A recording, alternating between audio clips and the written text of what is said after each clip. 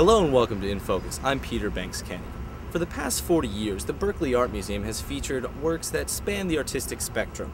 Giants such as Mark Rothko, Paul Gauguin, and Jackson Pollock have all exhibited in the museum's uniquely spacious galleries. 3 weeks ago in January, the BAM became host to an entirely different type of exhibit.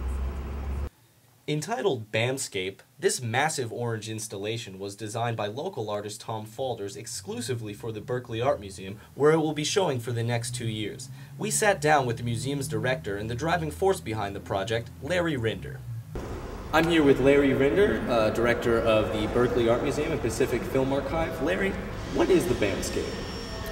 BAMscape is an interactive seating sculpture that borrows from multiple disciplines, so from design, architecture, art, even stage design, to create a very unique and interactive setting for a variety of behaviors. On the one hand, it's a space where during the daytime, students or anyone can come and sit, relax, have a conversation, have a meeting, plug in their laptop, surf the internet, have a cup of coffee and a muffin, and basically just absorb this beautiful space. Did you set out to find an interactive exhibit, or was that Tom's idea to make it something that people sat on? How did the whole hands-on approach to the BAMscape develop?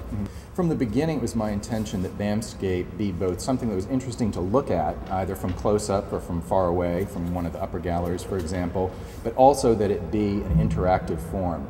I would say even that my primary goal with this project was that this work, the BAMscape, be a comfortable and useful gathering place for Cal students. I understand that people have even held sections here on the BAMscape. Yes, we are completely open to and indeed encourage classes or sections to come here, or even staff and administrators to hold meetings here. So there's a lot of ways in which this project changes a lot of the traditional rules of museum experience, and it really is a kind of a proposition or a provocation to think about museums in a completely different way.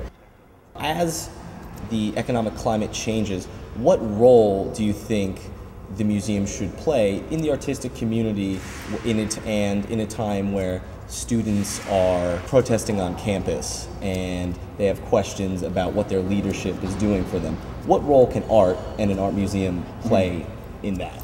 Well, I think that's a fascinating question. I do believe that art and art institutions can play a much more central role in critical social issues. The arts and museums as the frame for artistic presentation, I think, do have a capacity for being places that enable free and open conversation, for exercises of the imagination that are more expansive than you might find elsewhere. There's something about the nature of art that inspires new thinking and new ideas and new ways of unlocking, problems.